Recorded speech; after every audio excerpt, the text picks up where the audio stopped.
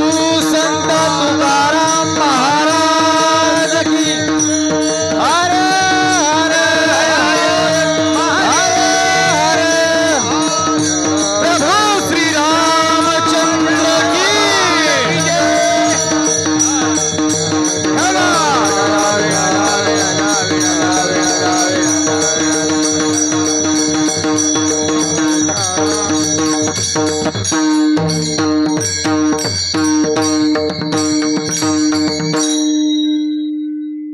नाम साराचे ही सार शरणागत यम किंकर उत्तमा उत्तम वाचे बोला पुरुषोत्तम नाम जपता चंद्रमोळी नामे तरला भाल्या कोळी तुका म्हणे वर्णू काय तारक विठोबाचे पाय विठ्ठल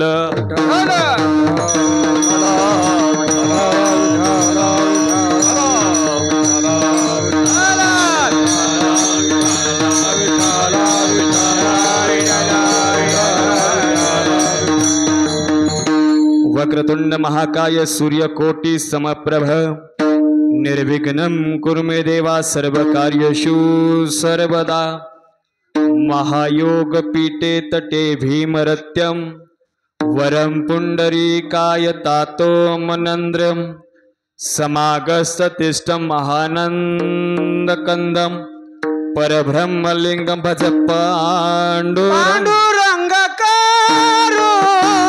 प्रथम नमन पाण्डुरंगकारो प्रथम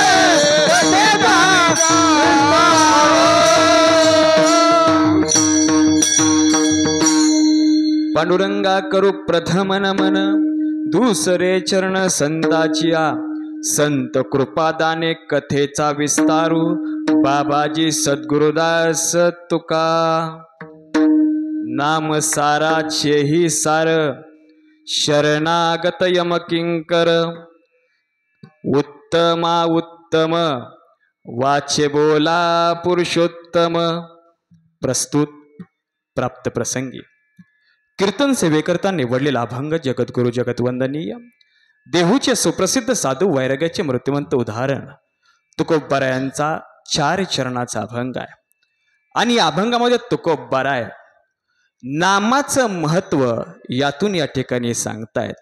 खरं तर वारकरी परंपरेनुसार या ठिकाणी सप्ताहातली पहिल्या दिवसाची कीर्तन सेवा ही नामपर प्रकरणातील अर्थात नामाचं महत्व सांगणारे असावे त्या निमित्तानं निवडलेला हा नामपर अभंग विठ्ठल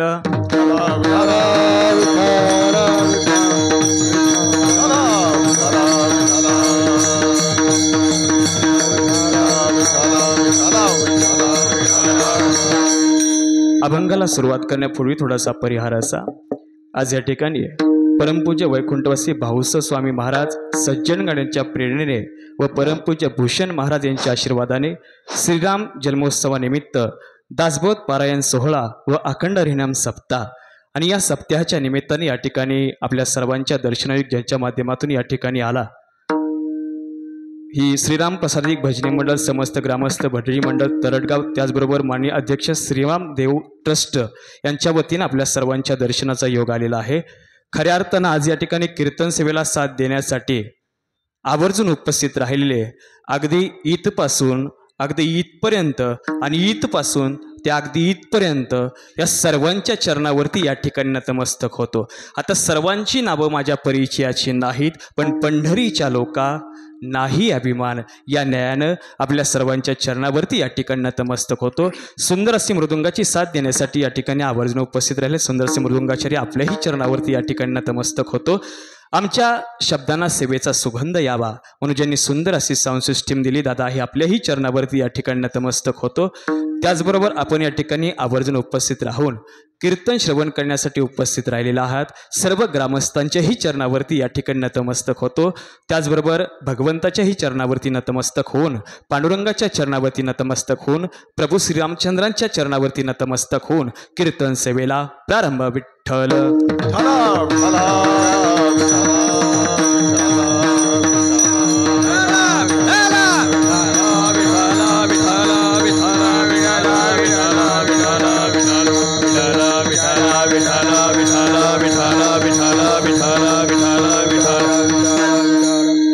अभंग तुकोबारायांचा आहे आणि अभंगामध्ये तुकोबाराय नामाचं महत्व सांगतायत.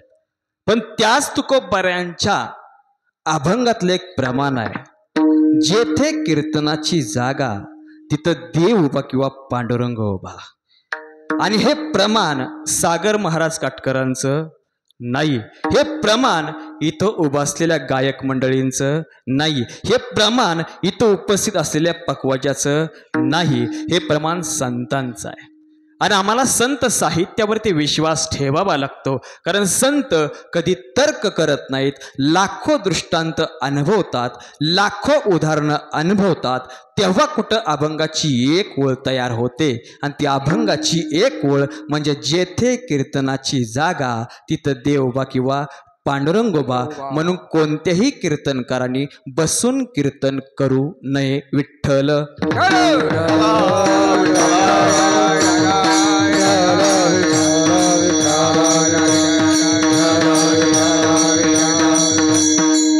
अभंगाचा विचार करता आज या ठिकाणी मी सरळ सरळ सांगतो, भगवंताच्या दारात ही कीर्तन सेवा आहे. याचाच अर्थ आमच्या आयुष्यातलं एवढं मोठं भाग्य आहे, भगवंताच्या दारात कीर्तन करणं आणि ते कीर्तन आम्ही श्रवण करणं आणि तुकोबारायांच्या गाथेतली आणि संतांच्या गाथेतली प्रमाणाला अनुसरून ते आम्ही आत्मसात करणं. याच्यासारखं माणसाच्या आयुष्यात दुसरं पुण्य नाही. विठ्ठल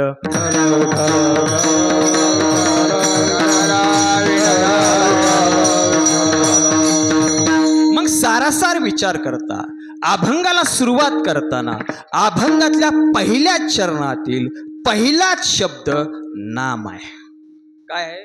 नाम आहे. बरोबर, नाम साराचेही सार. मग महाराज नामाचं महत्व किती आहे आम्हाला आता पटवून घ्यायचं आहे. नामाचं महत्व किती आहे आम्हाला आता थोडंसं महाराज आम्हाला समजून सांगा. महाराज भगवंताच्या भक्तीचे नामाचे 9 प्रकार सांगितले जातात. त्या 9 प्रकारापैकी सगळ्यात साधा आणि सोपा प्रकार कोणता असेल तर नाम भक्ती. ते कुणीही घेऊ शकतं, सकळांशी येते अधिकार, हे कुणीही घेऊ शकतं, याला कशाचंही बंधन नाही. म्हणून ऐका, जोपर्यंत कीर्तन सेवा सुरू आहे तोपर्यंत आम्ही जर भगवंताचं नामचिंतन जर केलं तर आपला देह पवित्र का होणार नाही. म्हणून हे भगवंताचं नामचिंतन. विठ्ठल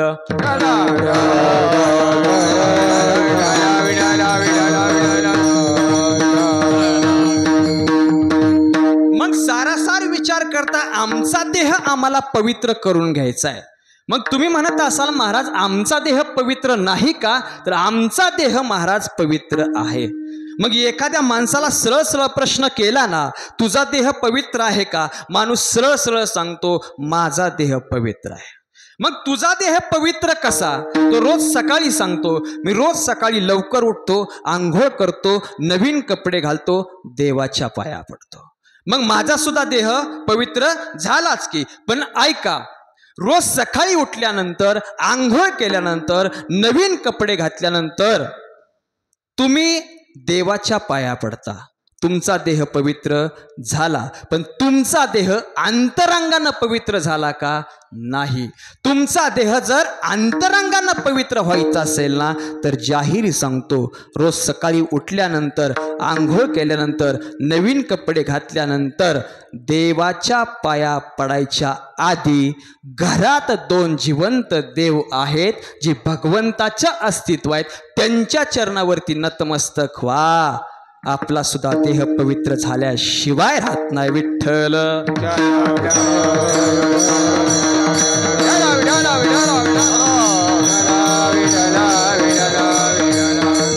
मग महाराज सारासार विचार करतात. आम्ही जाणून घेतलं की आमचा देह पवित्र कशामुळे होतो, पण सारासार विचार करता आमचा देह पवित्र कशामुळे होतो हे आम्ही जाणून घेतलं. पवित्राची होय देह त्याचा, पवित्राची होय देह त्याचा, पवित्राची होय देह त्याचा, पवित्राची होय देह त्याचा. हरी पाठ कीर्ती मुखे धरी गाय, हरी पाठ कीर्ती मुखे धरी गाय, हरी पाठ कीर्ती मुखे धरी गाय, हरी पाठ कीर्ती मुखे धरी गाय. पवित्राची होय देह त्याचा,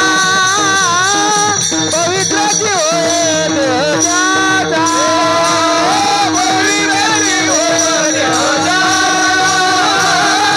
पवित्राची होय देह त्याचा.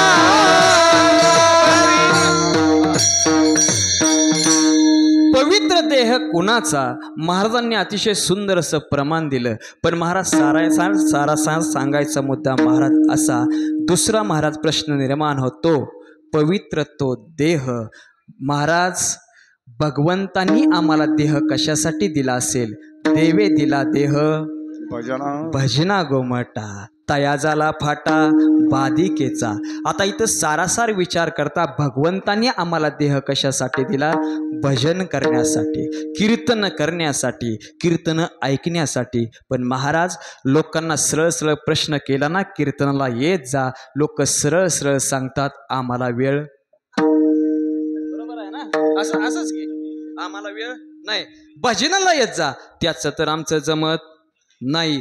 पण ऐका, भगवंत जाहीर सांगतो, ज्या भक्ताला माझ्यापर्यंत यायचंय ना, त्या भक्ताला माझ्यापर्यंत येता आलं नाही तरी चालेल, मी तुझ्यापर्यंत येतो. म्हणून कदाचित या तरड गावामध्ये प्रभू श्रीरामांचं मंदिर आहे, विसरू नका. बरोबर आहे? त्याच्यामुळे देव तुमच्यापर्यंत आला. आणि देव तुमच्यापर्यंत येण्यासाठी महाराज येडा नाही, नीट ऐका, देव तिथंच येतो. कुठं येतो? जिथं निस्वार्थ भावनेची भक्ती असते, देव तिथंच येतो. म्हणून देवाचं अस्तित्व इथं आहे. विठ्ठल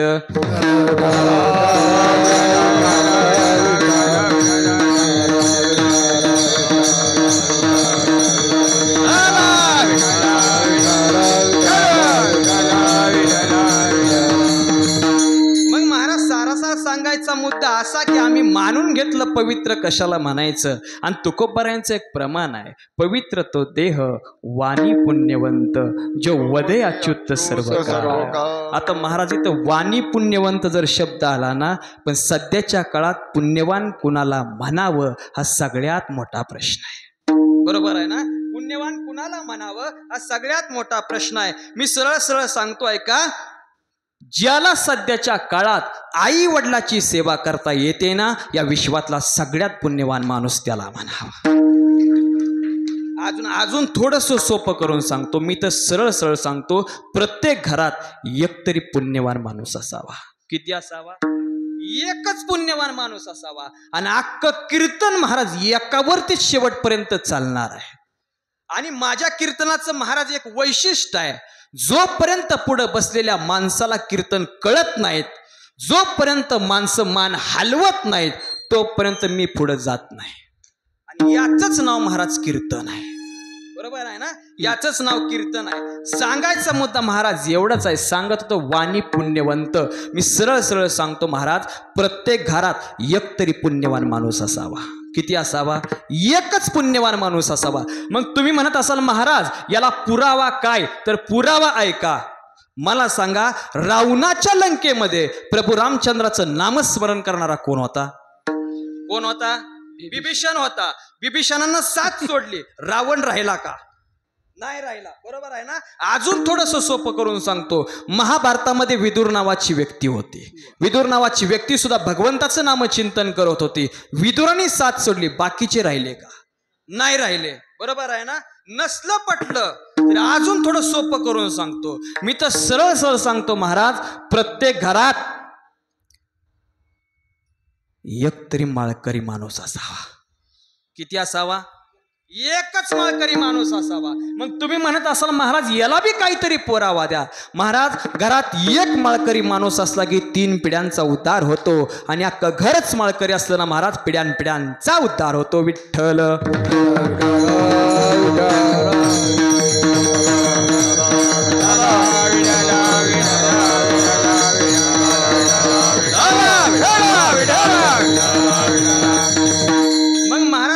सांगितलं, प्रत्येक घरात एक तरी पुण्यवान माणूस असावा, प्रत्येक घरात एक तरी माळकरी असावा. पण मी कीर्तनकार असून थोडंसं माफी मागून बोलू का? प्रत्येक घरात एक तरी कीर्तनकार असावा. किती असावा? शेवटपर्यंत एकावत चालणार आहे महाराज. एक तरी कीर्तनकार असावा. आता बऱ्याच जणांच्या मनात प्रश्न पडला असेल, प्रत्येक घरात जर एक कीर्तनकार तयार झाला तर आम्ही तारका द्यायच्या कोणाला? बरोबर आहे ना? असाच प्रश्न आहे. आम्ही तारका द्यायच्या कोणाला? बरोबर आहे ना संजय महाराज? तारका द्यायच्या कोणाला? ऐका, कीर्तनात येऊन एकमेकाचे हेवे दावे काढतो त्याला, कीर्तनाचं मानधन वाढवून मागतो त्याला, कीर्तनात येऊन गावाचं नाव खराब करतो त्याला, हा ज्याचा त्याचा प्रश्न आहे. पण मी जाहीर सांगतो, ज्या कीर्तनकारांना तुम्ही गावामध्ये बोलवलंय ना, त्या कीर्तनकारांनी संतांच्या घेतलेल्या अभंगावर, नाही तर अभंगातल्या प्रत्येक चरणावर आणि चरणातल्या प्रत्येक शब्दावर संतांना काय सांगायचंय याचं चिंतन मांडतो त्याला. आणि त्याचंच नाव महाराज कीर्तन आहे. सारासार सांगायचा मुद्दा महाराज, इथं अभंगाचा विचार करता नाम साराचेही सार शरणागत यम किंकर म्हणतात. आता यमाचे सुद्धा महाराज दूत नावाच्या पुढे, नामाच्या पुढे शरण जातात. बरोबर आहे? नावाच्या पुढे शरण जातात. मग महाराज एका माणसाला यम नेण्यासाठी या पृथ्वी तलावरती आला आणि यमाने त्या माणसाला सांगितलं, आता तुझी या सृष्टीतली वेळ संपलेली आहे, तुला मी घेऊन जाण्यासाठी आलोय. काय सांगितलं? मी तुला घेऊन जाण्यासाठी आलोय. मग ठीक आहे. तो माणूस म्हणला, यमराजा तुम्हाला घेऊन जाण्यासाठी आलाय ना, ठीक आहे, मी तुझ्यावर येतो, पण एक काम आहे, थोडंसं माझ्यासाठी थांबावं लागेल. यमराजा म्हणला, आजपर्यंत मला कोणी थांबवलं नाही, हा थांबवणारा माणूस कोण आहे? त्यानं सांगितलं, यमराजा थोडा वेळ इथं घरात बसा, तुम्हाला चहा देतो, नाश्ता देतो, जेवण देतो. यमराजानं विचार केला, आजपर्यंत मला कोणी जेवणाचं विचारलं नाही, आजपर्यंत कोणी मला चहाचं विचारलं नाही, हा माणूस विचारतोय, याचा अर्थ हा माणूस नक्कीच चांगला आहे. बरोबर आहे? यमराज आला होता कशाला? न्यायला आला होता, पण थांबावं लागलं का? माणूस चांगला आहे म्हणून. बरोबर आहे ना? माणूस चांगला आहे म्हणून. महाराज यमराज संध्याकाळच्या वेळी झोपी गेले आणि झोपी गेल्यानंतर यमराजाकडे जी यादी होती त्या यादीमध्ये याचं नाव पहिलं होतं. बरोबर आहे ना? मग आता यमराज झोपी गेल्यानंतर महाराज त्या माणसानं त्या यमराजापासली यादी घेतली आणि काय केलं तर पहिलं नाव खोडून टाकलं आणि शेवटी नाव लिहिलं. काय केलं? शेवटी नाव त्यानं लिहिलं. जसं यमराज उठला आणि यमराजानं त्या माणसाला सांगितलं, काय तू लय चांगला माणूस आहे, भरपूर चांगला माणूस आहे, मला तुझी थोडीशी दया आली. एक काम करतो, काय, तुझं जे पहिल्या नंबरचं नाव होतं ती सोडून देतो आणि यादी खालनं चालू करतो. खालून यादी चालू करतो. नाव परत कुठं आलं, त्याचंच नाव पहिल्यांदा आलं. सांगायचा मुद्दा महाराज असा आहे, माणसाचं मरण कधी चुकत नाही म्हणून तुकोबाराय सांगतात, नाशवंत देह जाणार सखळ, आयुष्य खातो काळ सावधान. सावधान, आयुष्य खातो काळ सावधान. इथं सकळ शब्द जरा नाही ना महाराज, तर जायचं कोणाला. आता ऐका, 2-2 लाख रुपयाचे मशरूम खाणाऱ्या माणसाला सुद्धा एक ना एक दिवस हे जग सोडून जायचंय. झोपडीमध्ये राहणाऱ्या माणसाला सुद्धा एक ना एक दिवस हे जग सोडून जायचंय. बंगल्यामध्ये राहणाऱ्या माणसाला सुद्धा एक ना एक दिवस हे जग सोडून जायचंय. एवढंच नाही, साधी चप्पल घालणाऱ्या माणसाला सुद्धा एक ना एक दिवस हे जग सोडून जायचंय. ब्रँडेड चप्पल घालणाऱ्या माणसाला सुद्धा एक ना एक दिवस हे जग सोडून जायचंय. अजून सोपं करतो, सायकलीवरून प्रवास करणाऱ्या माणसाला सुद्धा एक ना एक दिवस जायचंय आणि हेलिकॉप्टरनं प्रवास करणाऱ्या माणसाला सुद्धा एक ना एक दिवस जायचंय. अजून सोपं करतो, कीर्तनकाराला साथ देणाऱ्या पकवाजाला सुद्धा एक ना एक दिवस ऐका, कीर्तनकाराला साथ देणाऱ्या गायक मंडळींना सुद्धा एक ना एक दिवस जायचंय.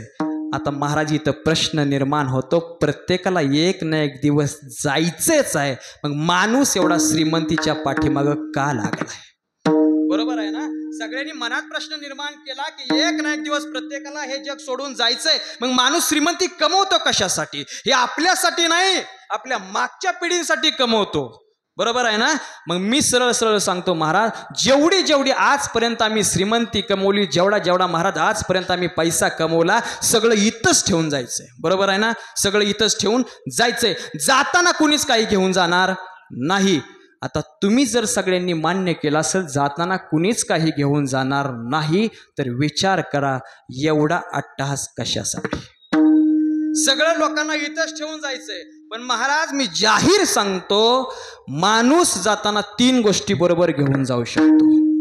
1 त्याचं पुण्य, 2 त्याचं कर्म.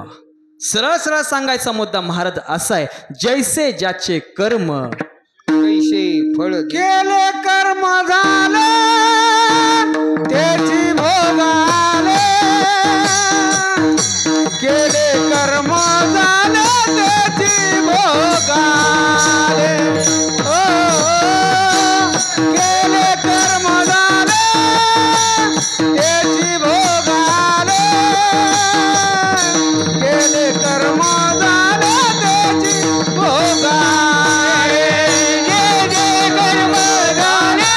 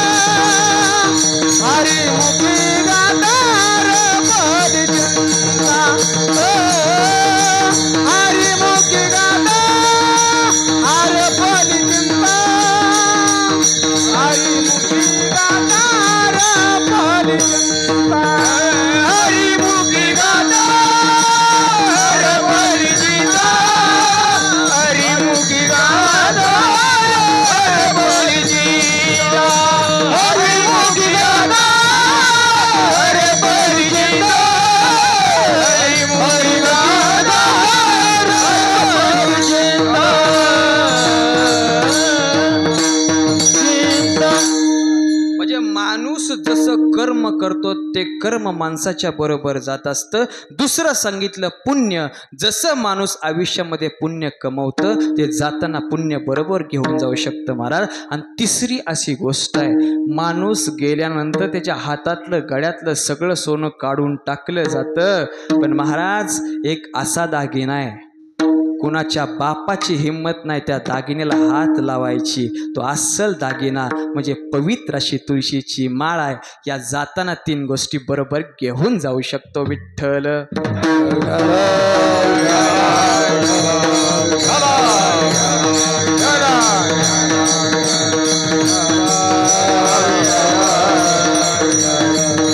म्हणजे सारासार सांगायचा मुद्दा महाराज असा आहे, अभंगाचा विचार करताना महाराज आम्हाला असं करावयाचं आहे, नामाचं महत्त्व सांगायचंय. म्हणजे नाम किती पवित्र आहे आजच्या अभंगातून आपल्याला या ठिकाणी पाहायचंय.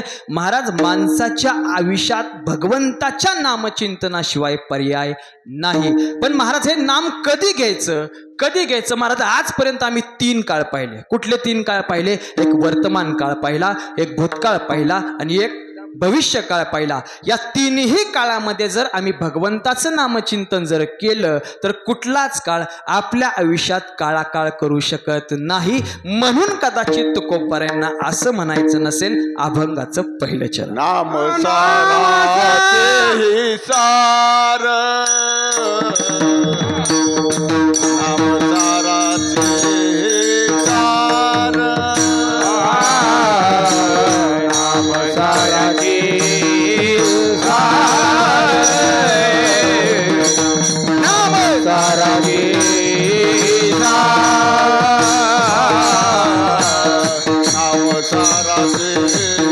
सार, नाम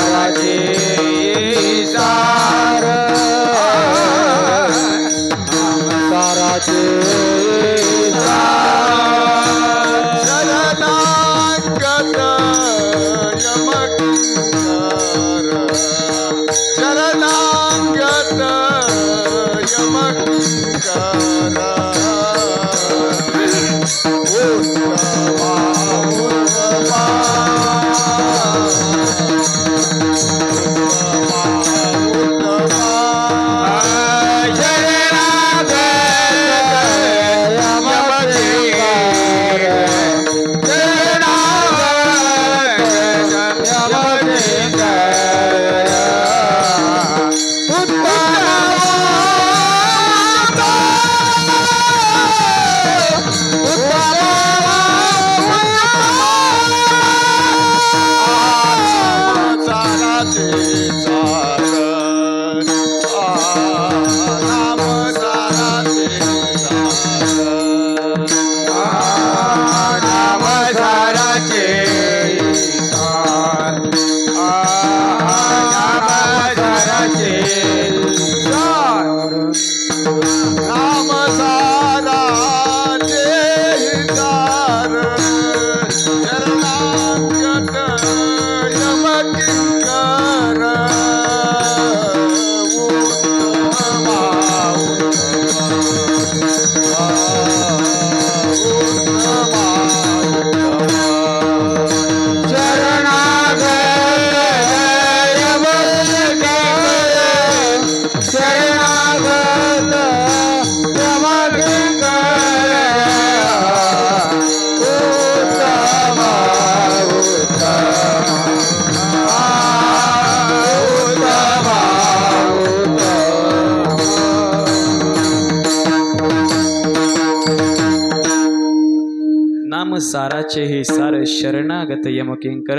अभंगाच्या पहिल्या चरणाचा प्रवास संपलाय. इथपर्यंत महाराज आम्ही प्रवास केला. आता दुसऱ्या चरणामध्ये आल्यानंतर तुकोबाराय सांग, उत्तमा उत्तम वाचे बोला पुरुषोत्तम. इथं तुकोबारायांनी 2 शब्द वापरले, उत्तमा उत्तम. म्हणजे कदाचित तुकोबारायांनी 1 शब्द वापरला असता पण 2 शब्द वापरले. याचाच अर्थ याच्या पाठीमागं काहीतरी मोठं कारण असावं. उत्तमा उत्तम वाचे बोला पुरुषोत्तम. पण महाराज आयुष्य जर आम्हाला उत्तमात उत्तम करायचं असेल तर तुकोबारा एका अभंगामध्ये सांगतात आम्हाला काय करावं लागेल. हरिनाम कीर्तन, संतांचे पूजन, घालू लोटांगण महाद्वारी. आता इथं महाराज विचार करण्याची गोष्ट आहे. तुकोबारा हरिनामच कीर्तन का म्हणतात तर तुकोबारा सांगतात देवा तुझ्या रूपाचं वर्णन आम्ही काय करावं, तुझ्या स्वरूपाचं वर्णन आम्ही काय करावं, म्हणून आम्ही साध आणि सोपं कीर्तन करणार. नाम संकीर्तन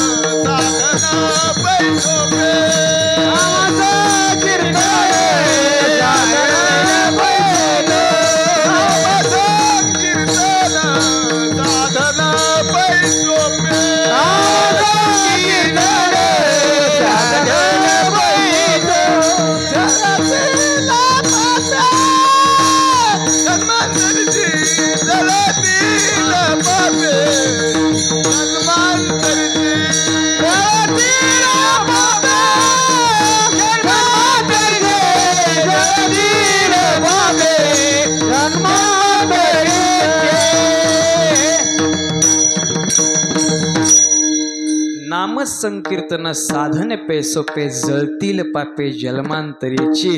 आणि महाराज आम्ही फक्त कीर्तनच नाही करणार तर भजन सुद्धा करीन. का तर भजन वारकरी संप्रदायाचं भूषण आहे म्हणून आम्ही भजन सुद्धा करीन. पण महाराज सारासार सांगायचा मुद्दा असा तुकोबाराय सांगता हरी नामच कीर्तन का करायचं. तर ऐका हरीच्या नामात किती ताकद आहे. महाराज एका ठिकाणी दोन भाव होते, एक आस्तिक होता आणि एक नास्तिक होता. आस्तिक भावाला कीर्तनाची खूप आवड होती, त्याला रोज वाचायचं माझ्या दारामध्ये कीर्तन सेवा होई, भगवंताचं नामचिंतन व्हावं. पण नास्तिक भावाला असं कधी वाटलं नाही की माझ्या दारात भगवंताचं नामचिंतन व्हावं, कीर्तन व्हावं, असं कधीच वाटलं नाही. महाराज एक दिवशी असाच कीर्तनाचा कार्यक्रम त्या दारात झाला आणि त्या दारात झाल्यानंतर महाराजांनी कीर्तन झाल्यानंतर त्या आस्तिक भावाला विचारलं तुमचा दुसरा भाव कुठं आहे. तर त्या आस्तिक भावानं उत्तर दिलं माझा दुसरा भाव महाराज ज्यावेळेस तुम्ही कीर्तनाला आला, तुमचं कीर्तन सुरू झालं त्यावेळेस माझ्या दुसऱ्या भावानं घरामध्ये गेला, आतून कडी लावली, कानामध्ये हेडफोन घातलं आणि गाणी ऐकत बसला. आणि जसं कीर्तन संपलं तसं महाराजाला थोडं काही ना काहीतरी वाटलं. म्हणून महाराजांनी त्या आस्तिक भावाला सांगितलं ठीक आहे चला तुमच्या दुसऱ्या भावाकडं. महाराज ते दोघंच्या दोघं दुसऱ्या भावाकडे गेले. गेल्यानंतर महाराजांनी दार वाजवलं. काय केलं? दार वाजवलं. जसं दार वाजवलं तसं आतून आवाज आला, कोण आहे? महाराजांनी सांगितलं मी महाराज आहे.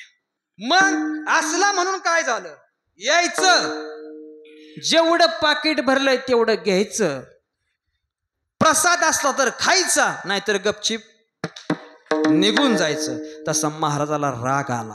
आणि जसा महाराजाला राग आला तसा महाराजांनी जोरात दारावरती एक थाप दिली. अशी थाप दिली तसं दार काय झालं, तुटलं. आणि जसं दार तुटलं तसं महाराजांनी त्या नास्तिक भावाच्या गळ्याला धरलं.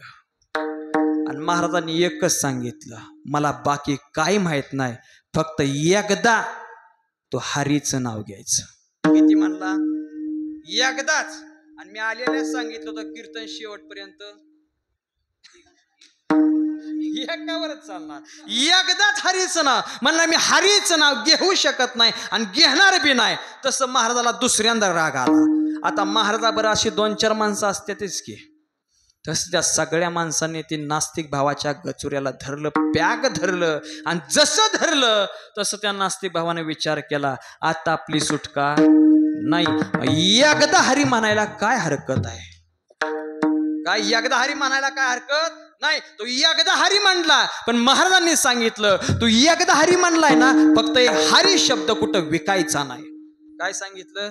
हरी शब्द कुठं विकायचा नाही. महाराज कालांतरानं त्या नास्तिक भावाचा अंत झाला. यमाचे दूत नेण्यासाठी आले आणि यमाचे दूत नेण्यासाठी आल्यानंतर ते सगळेजण पहिल्या देवाकडे गेले. कुठल्या देवाकडे गेले? पहिल्याच, शेवटपर्यंत पहिल्यावर जायचं. पहिल्या देवाकडे गेले आणि गेल्यानंतर महाराज त्या देवाला यमराजांनी सांगितलं, या माणसानं आयुष्यामध्ये एकदा हरी म्हटलंय, याचं पुण्य किती? देवानं डोक्याला हात लावला. म्हणलं, आजपर्यंत आम्ही पण नामस्मरण करतो, पण एकदा हरी म्हटल्याचं पुण्य आम्हाला पण माहित नाही. मग हे तिघ जण दुसऱ्या देवाकडे गेले. गेल्यानंतर ते पण हाच प्रकार घडला आणि शेवटी विष्णूकडे गेले. आणि विष्णूकडे गेल्यानंतर महाराज सगळ्यांनी सांगितलं, या माणसाने आयुष्यामध्ये एकदा हरी शब्द म्हटला, याचं पुण्य किती? त्या विष्णूने बी डोक्याला हात लावला. विष्णूला बी विचार करण्यासाठी भाग पडला. विष्णूनं सांगितलं, ज्या अर्थी हा माणूस माझ्यापर्यंत आलाय ना, त्या अर्थी या माणसानं आयुष्यामध्ये भरपूर पुण्य केलंय. सांगायचा मुद्दा महाराज एवढाच आहे, एकदा हरी म्हटल्यानंतर एवढं पुण्य मिळतं.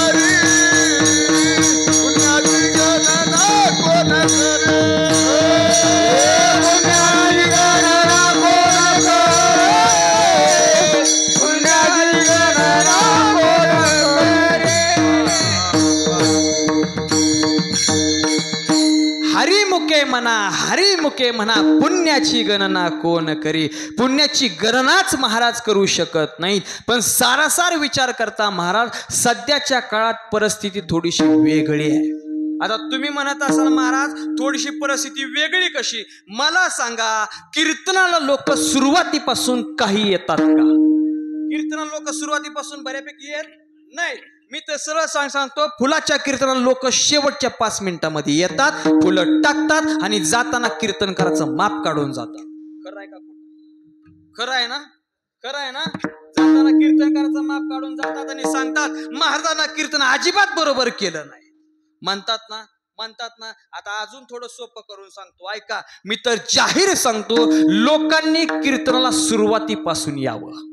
आता तुम्ही म्हणत असाल, महाराज सुरुवातीपासून कशासाठी यायचं, त्याचा आम्हाला काय फायदा? आता फायदा नंबर 1, कीर्तनकार आल्यानंतर पहिल्यांदा काय म्हणतो? रामकृष्ण हरी म्हणतो. बरोबर आहे? आपण सगळे रोज रामकृष्ण हरी म्हणतो का? मंदिरात आहे, खोटं बोलायचं नाही. म्हणतो का? बरं, आम्ही मान्य केलं, तुम्ही सगळे रोज रामकृष्ण हरी म्हणता, मान्य केलं. एक फायदा झाला. बरोबर आहे? दुसरा फायदा, दुसऱ्यांदा कीर्तनकार काय म्हणतो? रूप पाहता सुख झाले हो साजनी, म्हणजे भगवंताच्या रूपाचं वर्णन करतो. बरोबर आहे? हा दुसरा फायदा. मग माझा दुसरा प्रश्न, तुम्ही रोज रूपाचा अभंग म्हणता का? आता बोला बरं, म्हणता का तुम्ही? नाही म्हणून. बरोबर ना? मग कीर्तनकार दुसऱ्यांदा रूपाचा अभंग घेतो, याचा अर्थ आपल्या आयुष्यातलं दुसरं भाग्य. तिसरं भाग्य आहे का? तिसऱ्यांदा सुद्धा परत एकदा महाराज काय म्हणतात? रामकृष्ण हरी. हे तिसरं भाग्य. आणि चौथं भाग्य सगळ्यांच्या आयुष्यातलं, सगळ्यांच्या महत्वाचं भाग्य असं की चौथ्यांदा महाराज आल्यानंतर ज्या गाथेतला अभंग घेतलाय, तो गाथेतल्या अभंगाचा अर्थ तुम्हा सगळ्यांना सांगतो. आता मला सांगा, तुम्ही आयुष्यातलं सगळ्यात मोठं भाग्य. बरोबर आहे ना? अभंग घेतल्यानंतर आपण रोज अभंग वाचत नाही, अभंग रोज म्हणत नाही, पण कीर्तनकाराच्या मुखातून हे अभंग गात असताना कीर्तनकाराबरोबर आम्ही सुद्धा अभंग म्हणतो. आयुष्यातलं हे 4थं भाग्य आणि 5वं भाग्य ऐका. सगळ्यात महत्वाचं 5वं भाग्य, जोपर्यंत कीर्तन सेवा सुरू आहे तोपर्यंत गायक मंडळी कमीत कमी 4-5 तरी गाथ्यातली प्रमाण देतात का देत नाहीत? बरोबर आहेत ना? सगळ्यात मोठा फायदा आहे. मग विचार करा, सांगायचा मुद्दा एवढाच आहे, कीर्तनाला सुरुवातीपासून येत जा. आयुष्यातलं सगळ्यात मोठं भाग्य आहे विठ्ठल.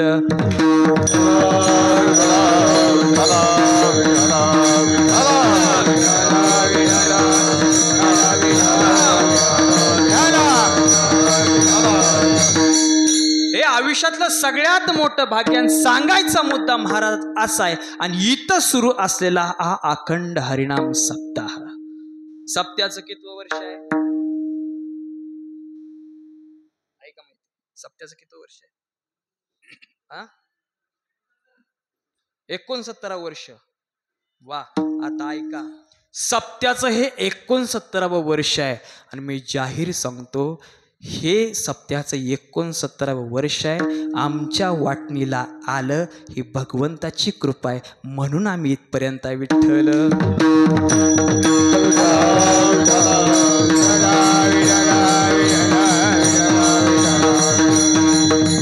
आलाच योगायोगाने प्रश्न तर महाराज अखंड हरिनाम सप्ताह आणि अखंड हरिनाम सप्त्याला लोकांनी रोज यावं, त्याचं कारण आहे महाराज, सुगीच्या दिवसामध्ये आम्ही रानामध्ये काही ना काहीतरी काम करतो, बरोबर आहे ना? पण सुगीच्या दिवसात आम्ही कंबर कसून काम करतो. का करतो? कारण कंबर कसून काम केल्यानंतर महाराज वर्षभर पुरेल एवढे धान्याचा साठा आमच्या घरामध्ये येतो, बरोबर आहे ना?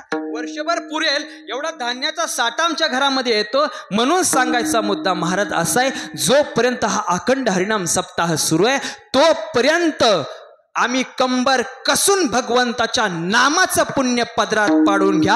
आयुष्यभर पुरेल एवढी भगवंत संपत्ती दिल्याशिवाय राहत नाही. म्हणून अखंड हरिनाम सप्त्याच्या निमित्ताने हे पुण्य पदरात पाडून घ्या. आणि सप्ताह म्हणजे महाराज नुसतं भाया माग सारून पोटभर जेवण म्हणजे सप्ताह आहे का? नाही ना. सप्ताह नाही. पकवाजाचं पाकिट भरणं म्हणजे सप्ताह आहे का? नाही. गायकांचं पाकिट भरणं म्हणजे सप्ताह आहे का? सिस्टीमवाल्याचं पाकिट भरणं म्हणजे सप्ताह आहे का? नाही. सप्ताह म्हणजे सगळ्या जाती धर्माच्या लोकांनी एकत्र येऊन केलेला भगवंताचा हा नाम सोहळा म्हणजे सप्ताह विठ्ठल.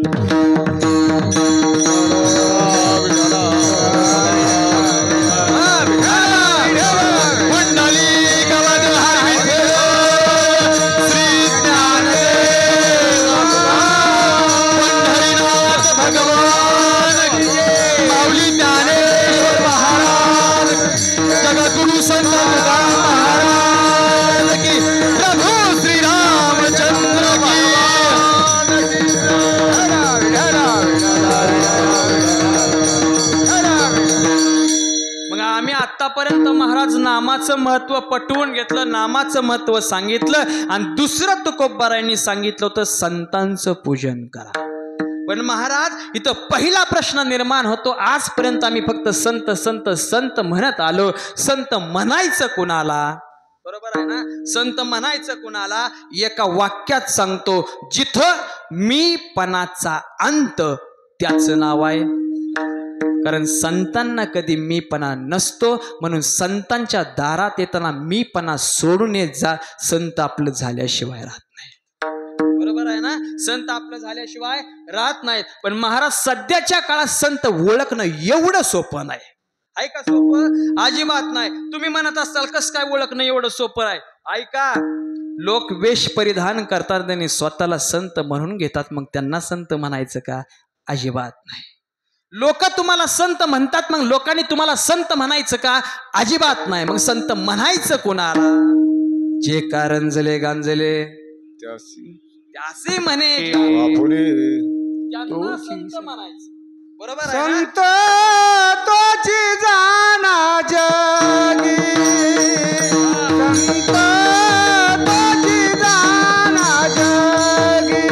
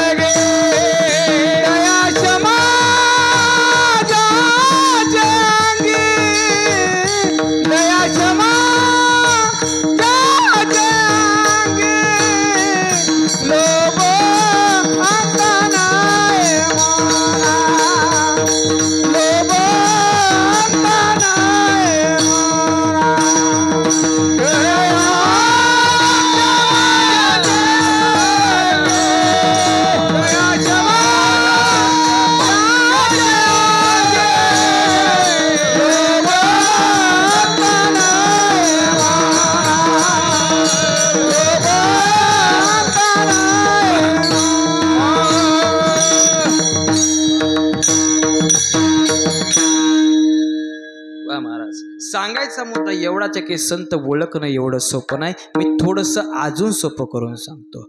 मला सांगा, या विश्वाच्या मालकाच्या पत्नीला दारात वेश बदलून आलेला साधू ओळखता आला नाही.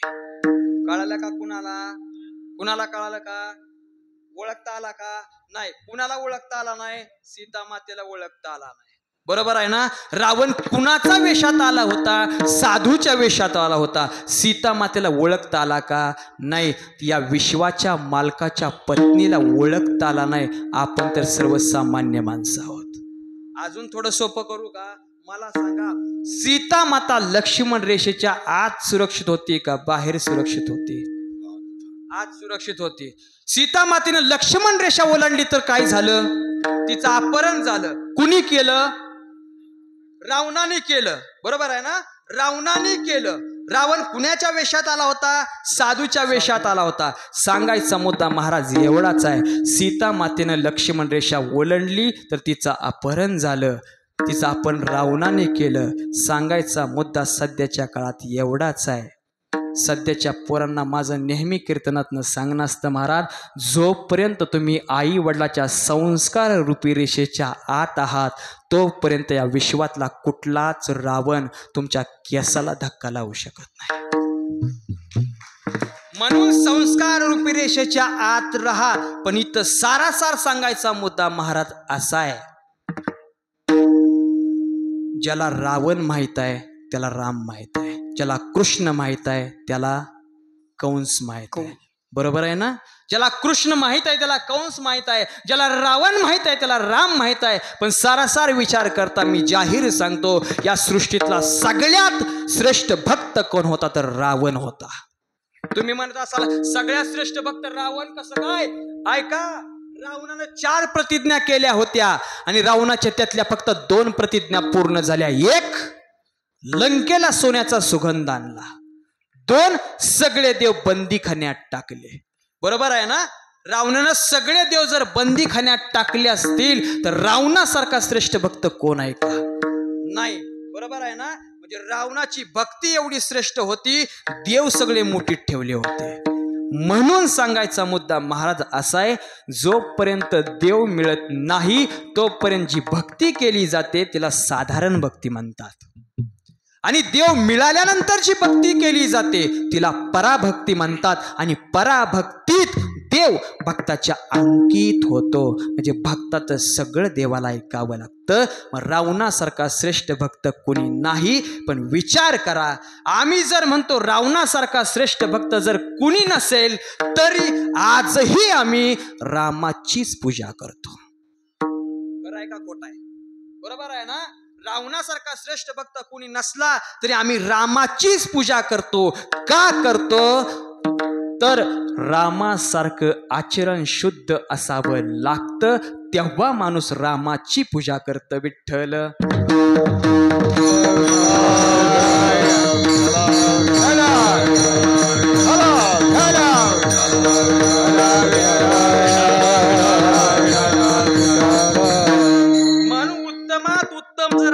जीवन जगायचं असेल ना महाराज तर आम्हाला संतांच्या संगतीत यावं लागतं. काय सांगू? संत संगतीचे. बरोबर आहे ना? संत संगतीचे काय सांगू? संगतीचे काय सांगू? संत संगतीचे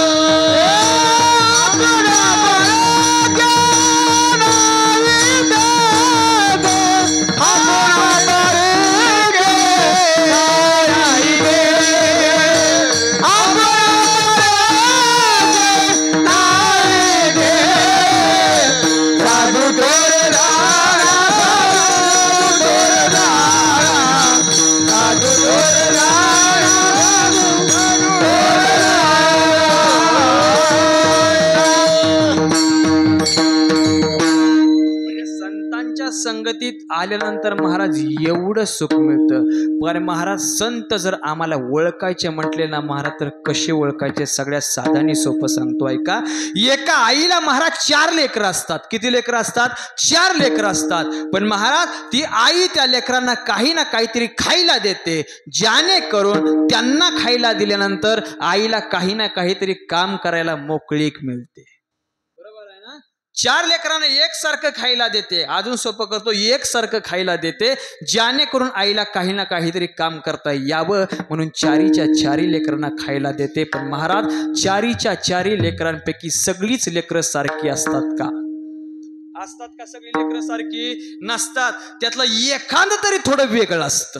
बरोबर आहे ना? आणि वेगळं असणारे एक लेकरू आईकडे येतं आणि आईला सांगतं, आई जे तुम्हाला काही खायला दिले ना त्यातलं मला काहीच नको, मला तुझी गरज आहे.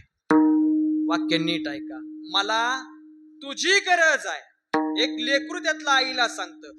त्याच न्यायानं, त्याच उद्देशानं आपण भगवंताची सगळी लेकरं आहोत. पण सगळीच लेकरं सारखी आहेत का?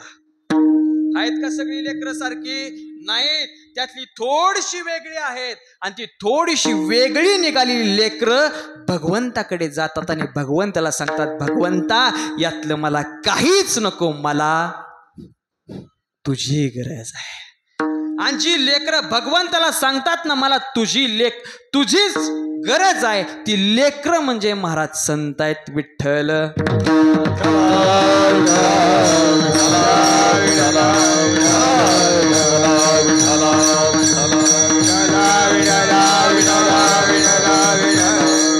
मग सारासार सांगायचा मुद्दा महाराज, संतांच्या संगतीत आल्यानंतर किती सुख आहे. आता नीट ऐका. मला सांगा, एखाद्या मुक्या पोराला जर साखर खायला दिली तर त्याला सांगता येईल का साखर किती गोड आहे? येईल का? येईल का पाटील महाराज? सांगता येणार नाही, कारण ते मुक आहे, त्याला बोलता येत नाही. आणि मी हे पदरचं सांगत नाही, गोरोबा काकांचं प्रमाण आहे. मुखिया साखर चाखाया दिदली, बोलविता बोली बोलविना, हे गोरोबा काकांचं प्रमाण आहे. मी सांगत होतो, मुक्या पोराला साखर खायला दिली तर त्याला सांगता येत नाही साखर किती गोड आहे. आणि आपल्यासारख्या बोलक्या माणसाला साखर खायला दिली तर त्याला सांगता येईल का साखर किती गोड आहे? येईल का सांगता? येईल ना. मग मला सांगा, साखर किती गोड आहे? किती गोड आहे? किती गोड आहे? इथली माणसं बोलत नाहीत काय? भरपूर गोड आहे. बरोबर आहे ना? या महाराजांसाठी एकदा जोरदार टाळ्या वाजवा. या महाराजांनी सांगितलं भरपूर गोड आहे. माझा त्याच महाराजांना पुन्हा एकदा प्रश्न आहे, भरपूर गोड म्हणजे किती गोड आहे? सर्वांगी खूप गोड आहे. गोड पेक्षा गोड आहे. पुन्हा एकदा टाळ्या वाजवा. ऐका, यांनी सांगितलं भरपूर पेक्षा खूप खूप गोड आहे. खूप गोड म्हणजे किती गोड आहे? साखर साखर. इकडं कोणाला सांगता येतं का? इकडं बोलता राहायचं आणि कीर्तनात बोललेलं बरं असतं जरा. प्रमाणापेक्षा गोड आहे त्यांच्यासाठी एकदा जोरदार टाळ्या वाजवा. आता नीट ऐका, त्यांनी सांगितलं प्रमाणापेक्षा जास्त गोड आहे. मग प्रमाणापेक्षा जास्त गोड म्हणजे किती गोड आहे? पाटील महाराज, प्रमाणापेक्षा जास्त गोड म्हणजे किती गोड आहे? त्याला प्रमाणच नाही. बरोबर आहे ना? एवढ्यावर संपलं. आता प्रश्न विचारायची गरज नाही. आणि आता जर प्रश्न विचारला तर माणसं म्हणणार तुला बाहेर गेल्यावर सांगतो साखर किती गोड आहे. असं नाही ना काही इथं? नाही ना? ऐका, थोडं कीर्तनात बोलावं लागतं हे. ऐका, नीट ऐका.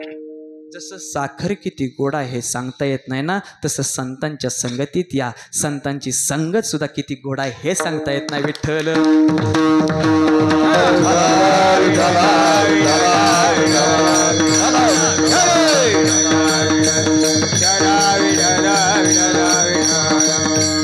संतांच्या संगतीत आल्यानंतर सुद्धा सांगता येत नाही महाराज संतांची संगत किती गोड आहे.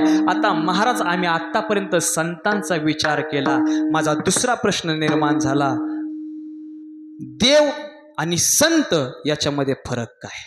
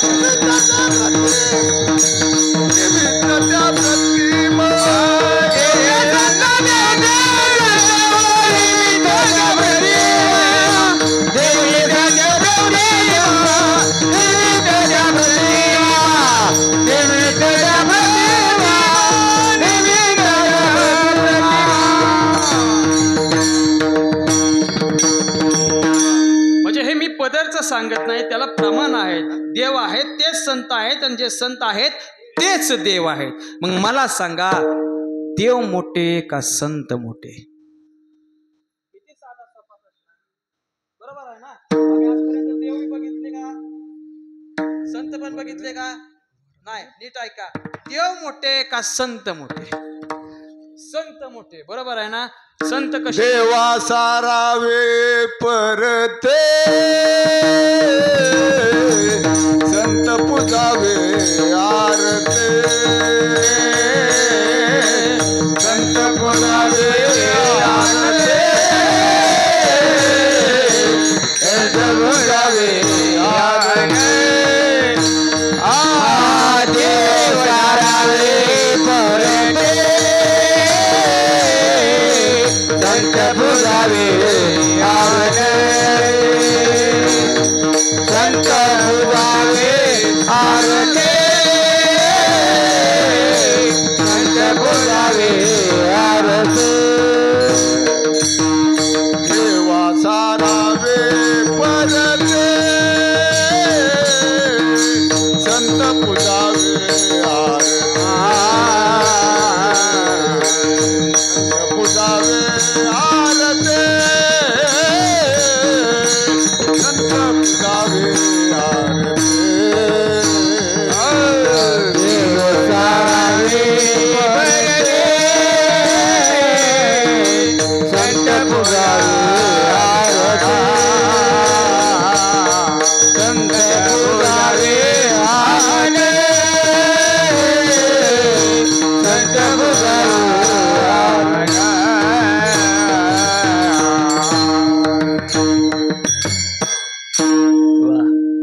म्हणजे आमचा मुद्दा महाराज एवढाच आहे, संत मोठे का देव मोठे? मला सांगा, कुणी म्हणत असेल संत मोठे, कुणी म्हणत असेल देव मोठे, दोन्ही प्रश्नांची उत्तरे घेऊन जा. जर देव मोठा असता तर संतांच्या घरी पाणी भरायला आला असता का? आला असता का? नसता. म्हणजे मोठे कोण झाले? संत मोठे झाले. अजून थोडं सोपं करू. आता ऐका, प्रत्येकाच्या घरात महाराज देवारा आहे आणि देवाऱ्यावर प्रत्येकाच्या भरपूर देव आहेत आणि त्या देवाऱ्यातले देव तुम्ही कधी पाहिलेत का? पाहिलेत का? आम्ही फक्त मूर्त्या बघितल्या. बरोबर आहे ना? देव आम्हाला आजपर्यंत भेटला नाही भेटला. आता माझा सांगायचा मुद्दा महाराज असा आहे, प्रत्येकाच्या घरात देवारा आहे आणि त्या देवाऱ्यावरती देव आहेत, त्याची आम्ही रोज पूजा करतो. जरी रोज पूजा करून सुद्धा आम्हाला देव भेटलेला नाही, तरी बी आम्ही पूजा करतो. का करतो? प्रश्न पुन्हा निर्माण झाला. आणि माझं तर महाराज जाहीर मत आहे, कीर्तनातनं प्रश्न निर्माण व्हावेत आणि त्या प्रश्नांची उत्तरे मिळावीत. बरोबर आहे ना? आम्ही देवाऱ्यावल्या देवाची पूजा का करतो, तर त्याचं उत्तर आहे का? कारण देवाचं महत्व कुणी सांगितलं असेल तर संतांनी सांगितलं. विठ्ठल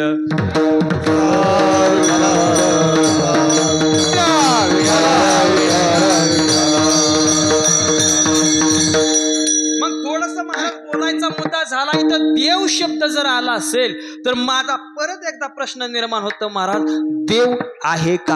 आणि ज्यांनी ज्यांनी पाहिलाय तेवढ्यांनी मात्र हात वरती करा. काय थोडं कीर्तन उशिरा सुटलं म्हणून फरक नाही ना पडायचा. प्रश्न काय आपला? देव आहे का? ज्यांनी ज्यांनी पाहिलाय तेवढ्याने हात वरती करा. महाराज इथं बसलेले एका बी माणसानं देव बघितला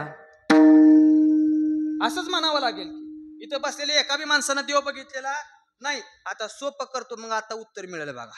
मला सांगा, तुम्ही कीर्तन आहे म्हणून आलाय का देव आहे म्हणून आलाय? कीर्तन आहे म्हणून आलेत म्हणजे देव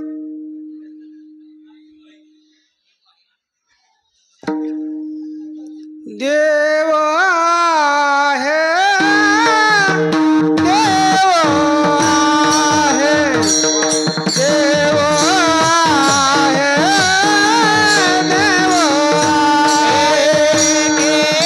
देव आहे, देव आहे, देव आहे.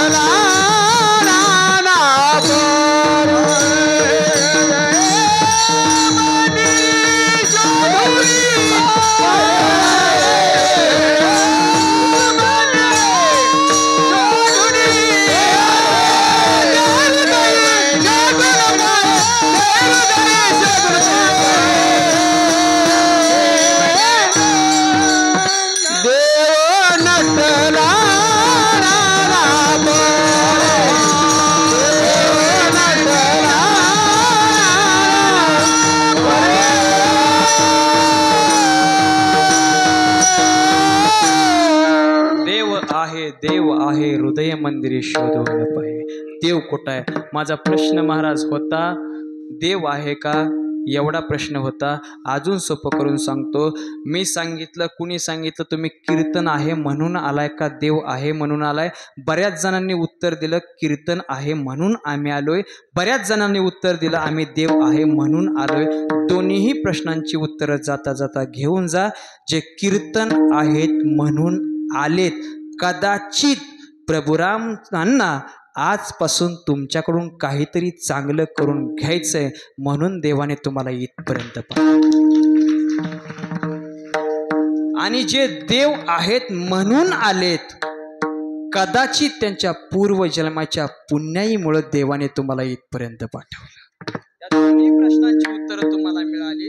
आता माझा सरळ सरळ सांगायचा मुद्दा थोडासा अजून सोपं करून सांगतो. मला सांगा, सुंदर असं मृदुंगाचार्य या ठिकाणी मृदुंग वाजवतायत. माझा त्यांना साधा आणि सोपा प्रश्न आहे, तुम्ही मृदुंग आतून वाजवताय का बाहेरून वाजवताय?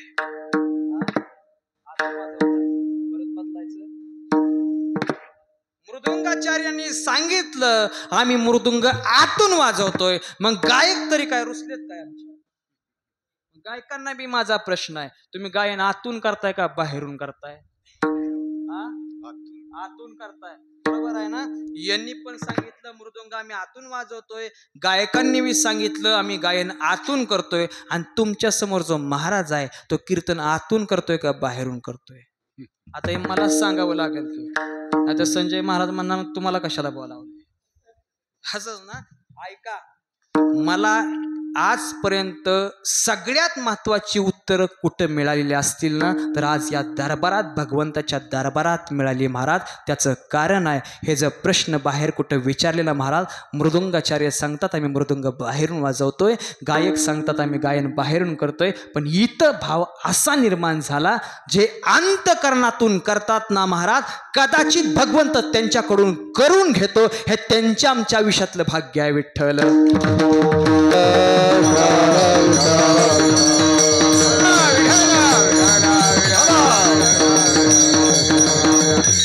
मग सारासार सांगायचा मुद्दा महाराज असा आहे, आम्ही संतांचं पूजन केल्यानंतर ज्ञानाची प्राप्ती हेतू इथपर्यंत आलो होतो. आणि पुढे सांगतात घालू लोटांगण महाद्वारे. आता विचार करण्यासारखी गोष्ट आहे महाराज. दे तुकोबार आहे, देवाच्या पुढे लोटांगण घालायचं म्हणतात. कोण? ते तुकोबार आहे.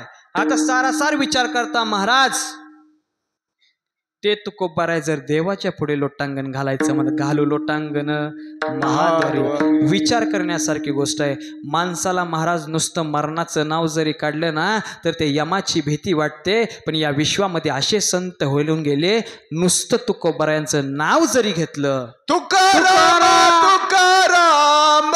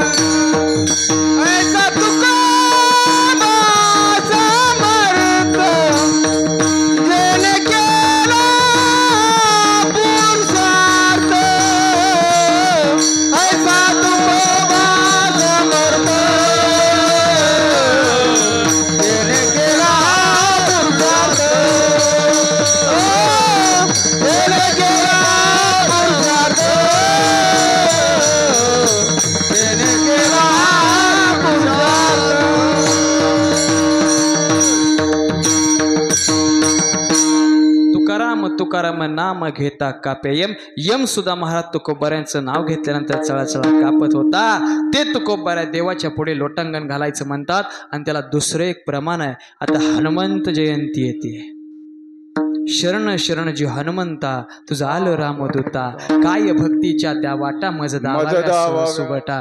कोणत्या भक्तीच्या वाटा आहेत त्या आम्हाला दाखवा म्हणून ते तुकोबाराय देवाच्या पुढे हनुमंतरायाच्या पुढे नतमस्तक होतात. आणि वारकरी संप्रदायातून आम्हाला हेच शिकायचंय, आयुष्यामध्ये जर काय मिळवायचं असेल, आयुष्यामध्ये जर काय कमवायचं असेल, देवाच्या पुढे नतमस्तक व्हा. जीवनाचं सार्थक झाल्याशिवाय राहत नाही. म्हणून कदाचित तुकोबारायांना असं म्हणायचं नसेल अभंगाचं दुसरं उत्तमा उत्तम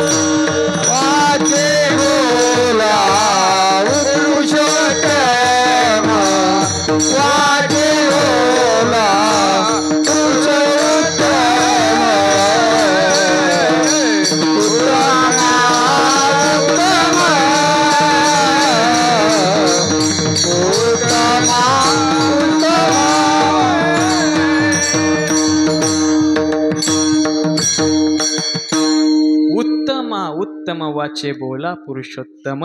अभंगाच्या दुसऱ्या चरणाचा प्रवास संपलाय महाराज. पण सारासार विचार करता आतापर्यंत जेवढा आम्ही प्रवास केला, आम्ही नामाचं महत्त्व सांगितलं, भगवंताच्या नामाचं महत्त्व सांगितलं. पण महाराज जसं 1000 माणसामध्ये बसल्यानंतर एखाद्याचं नाव घेतल्यानंतर जसं त्या माणसाला बरं वाटतं, तसे त्या भगवंताची बी इच्छा असते, माझ्या भक्तानं माझं नाव घ्यावं, माझ्या भक्तानं माझं नामस्मरण करावं. म्हणून त्या भगवंताच्या इच्छे खातीर प्रत्येकाच्या मुखातून आपल्या भगवंतापर्यंत जाईल असं सुंदर भजन करायचंय. विठोबा विठोबा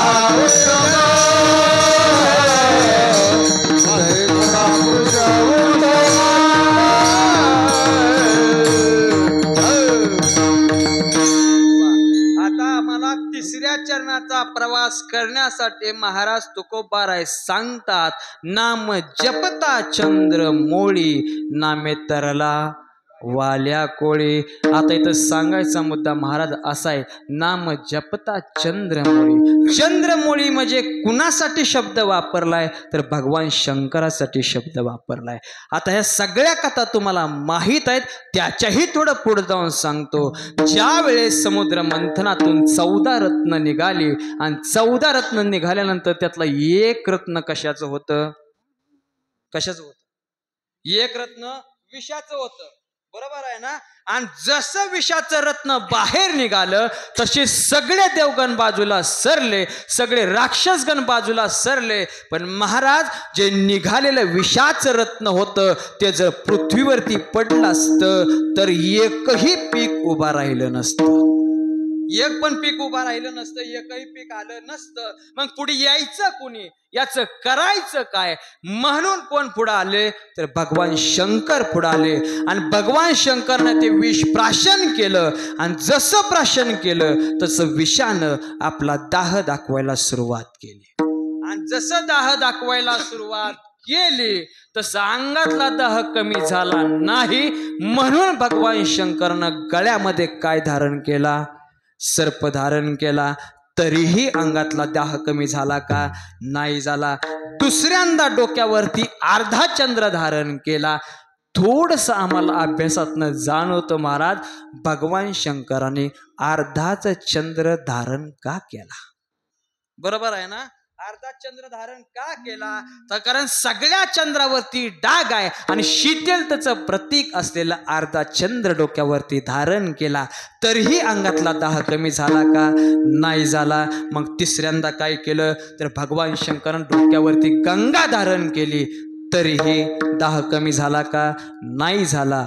मग भगवान शंकरांनी काय केलं, तर शेवटी भगवान शंकरांनी काय केलं असेल, नामाचाच जप केला. तेव्हा भगवान शंकराच्या अंगातला दाह कमी झाला. सांगायचा मुद्दा महाराज एवढाच आहे, भगवान शंकराच्या अंगातला दाह जर नामानं कमी होत असेल तर आम्ही आयुष्यभर भगवंताचं नाव घेतल्यानंतर आमच्या आयुष्यातील अहंकार का जाणार नाही? विठ्ठल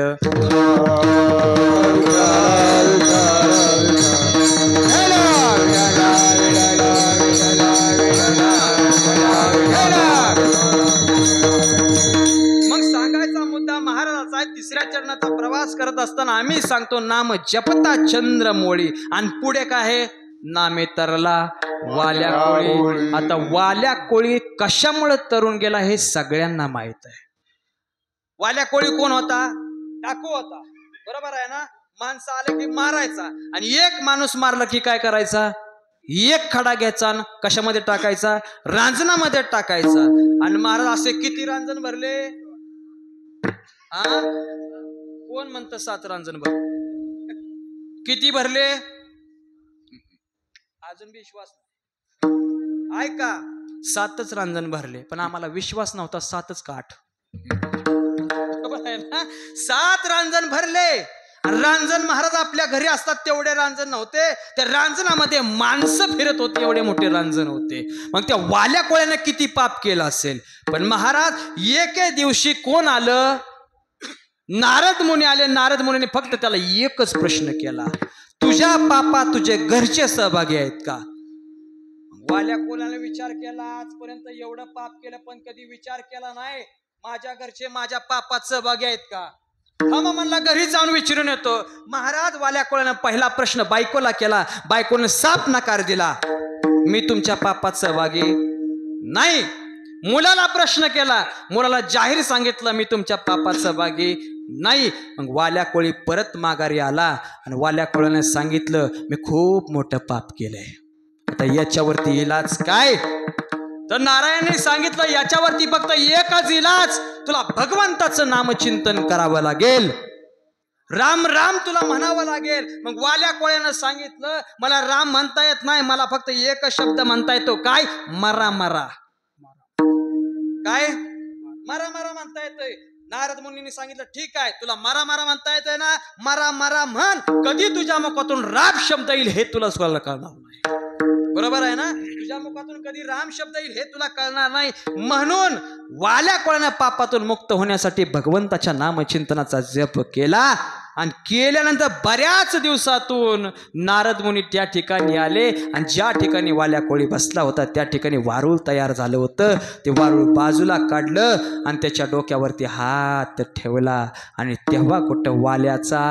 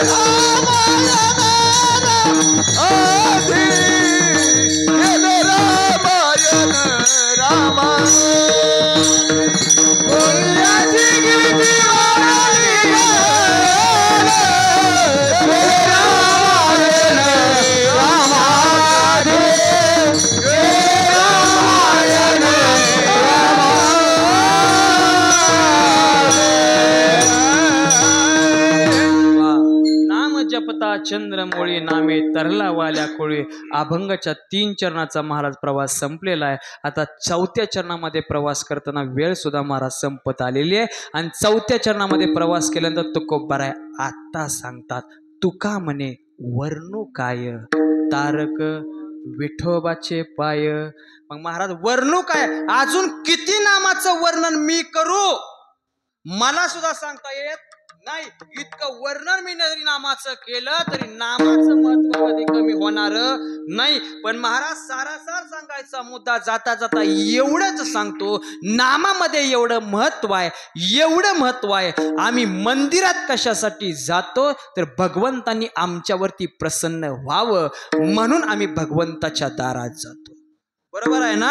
मग माझा मुद्दा महाराज एवढाच आहे.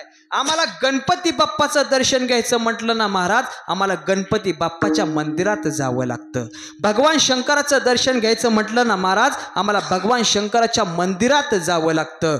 आम्हाला प्रभू श्रीरामांचं दर्शन घ्यायचं म्हटलं की आम्हाला प्रभू श्रीरामांच्या मंदिरात जावं लागतं.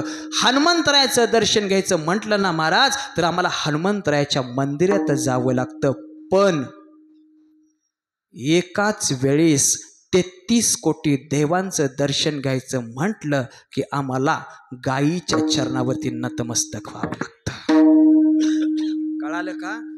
एकाच ठिकाणी 33 कोटी देवाचं दर्शन घ्यायचं म्हटलं ना महाराज, गायीच्या चरणावरती आम्हाला नतमस्तक व्हावं लागतं. म्हणून प्रत्येकाच्या दारात एक तरी गाय असावी. म्हणून महाराज घरातली आई आणि गोट्यातली गाई ज्यावेळेस आम्ही सांभाळण्याचा प्रयत्न करू ना महाराज, या विश्वामध्ये प्रत्येकाच्या घरात सुख तर सुख आल्याशिवाय राहणार नाही. विठ्ठल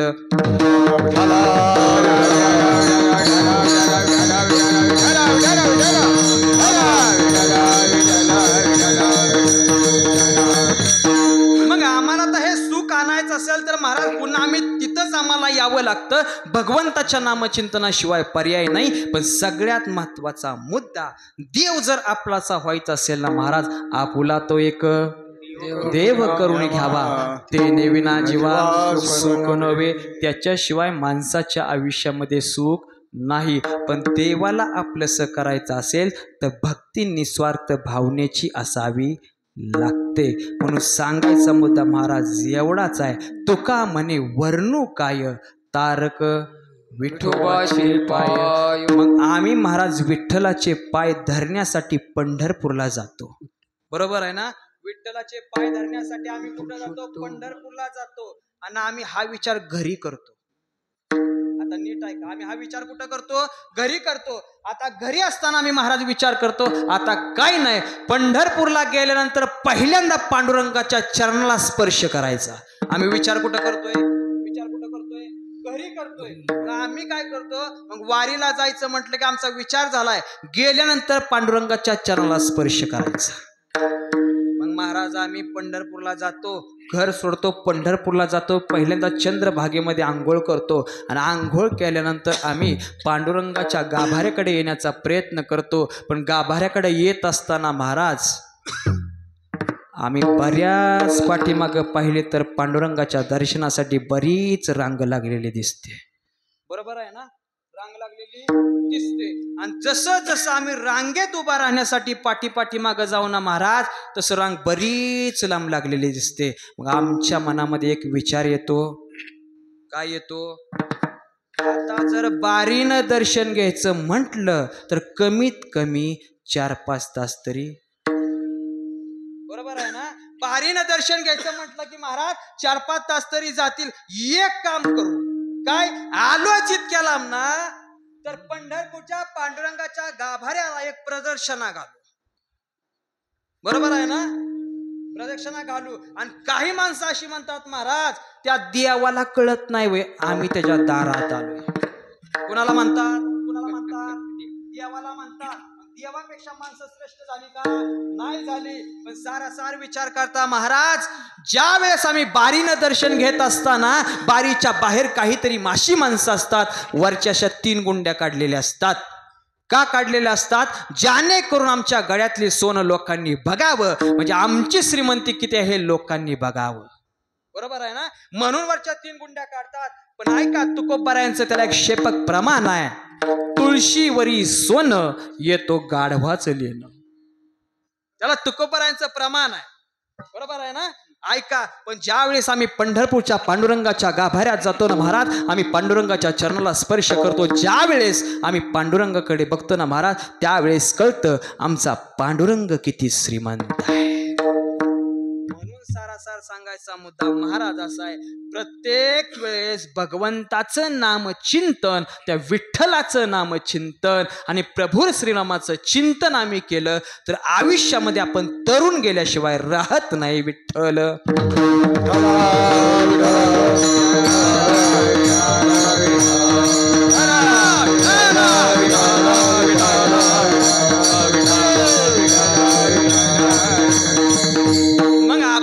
सारासार विचार करता आतापर्यंत जेवढा मी नामाचा प्रवास केला, तेवढ्या प्रवासामध्ये शेवटी अभंगाच्या शेवटी तुकोबारायांना काय म्हणायचंय?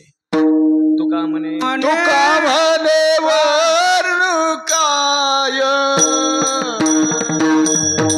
तुका म्हणे वर्णू काय,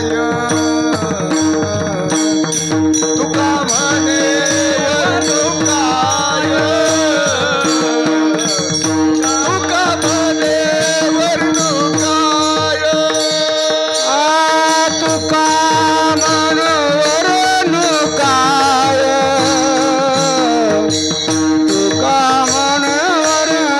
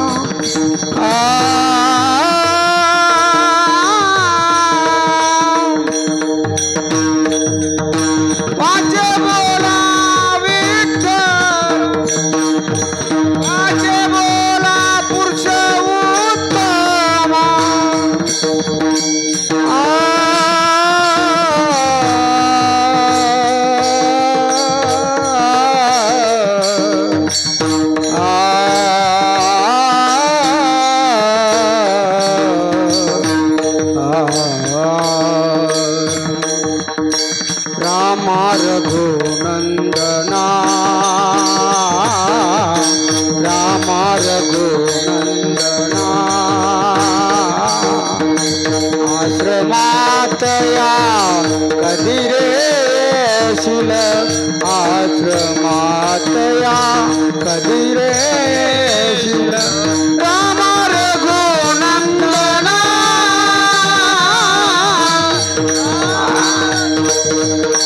वाचा बोला बुझवतम वाचे बोला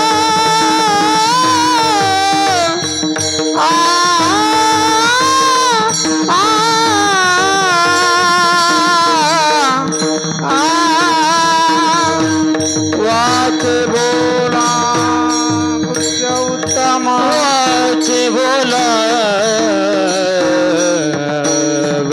कुशत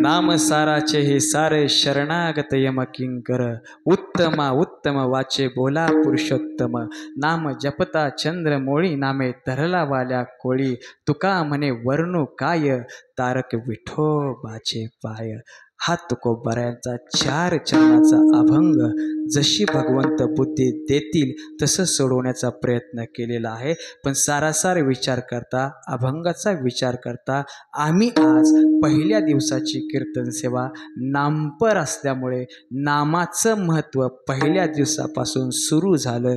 याचाच अर्थ प्रत्येकाच्या आयुष्यात या सप्त्याची सुरुवात नामानं झाली आणि शेवटी काय असतं तर काल असतो. बरोबर आहे ना.